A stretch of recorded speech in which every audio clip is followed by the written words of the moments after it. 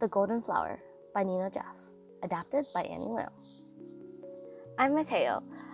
I live on top of the mountain with my sister Anna. We have a village on top of the mountain. Our mountain is very dry and has a lot of sand and rocks. The land around us is very empty. There's not many things to eat. Every day I have to go to the bottom of the mountain to find food for Anna and I. One day while I was looking for food, something was floating in the wind. I reached up to grab it and caught it. I think it is a seed, but I'm not sure what to do with it. I will keep it in my pocket. A few days later, I found another seed. I don't know what to do with it. A couple more days and I got another seed. I think I'm gonna try what it tastes like. Ugh, it's not very good. This is getting weirder every day. I keep finding more and more seeds. My pocket is full of nothing but these seeds. I don't know what to do. Anna said I should plant them on top of the mountain. I think I will. There's just too many of them. I planted the seeds, and a few days later, it started sprouting. I pulled one out, and I drew a picture of it right here.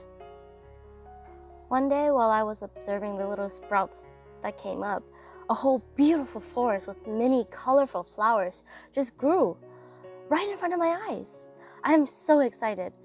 Everyone was so surprised with the new forest that we have. The next day, Anna and I went down to the bottom of the mountain to collect some food. When we looked up at the forest, we saw a tree that stood taller than the others. We wanted to go see what it made it so tall. As we were coming up to the tree, we saw a vine wrapping itself down to the roots. From that tree grew a bright flower with golden petals. This flower was the prettiest of all that grew in the forest. When we got closer, I noticed that there was a little ball growing from the flower. The longer we watched, the bigger it grew. The more it grew, the more people in the village gathered to see it. It just kept getting bigger and bigger and bigger. It became as big as the sun in the sky. It was so big that the people at the bottom of the mountain could see the shining golden globe. One of the village ladies went up to the globe and put her ear next to it.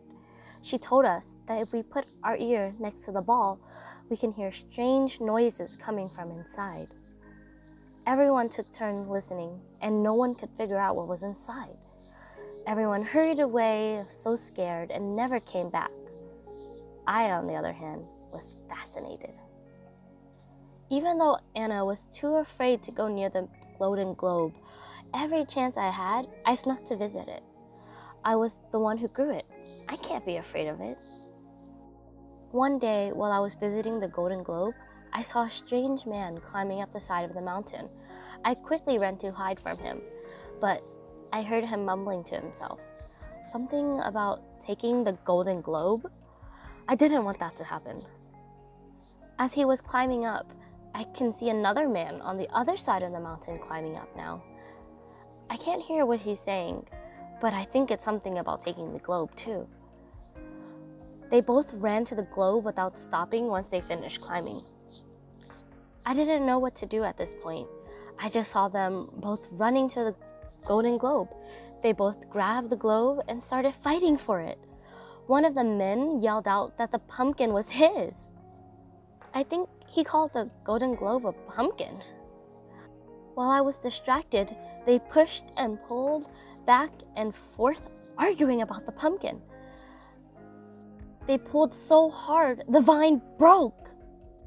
It broke and sent the pumpkin flying through the air down the side of the mountain. It just kept rolling and rolling and rolling. It rolled to the bottom of the mountain and crashed. It broke.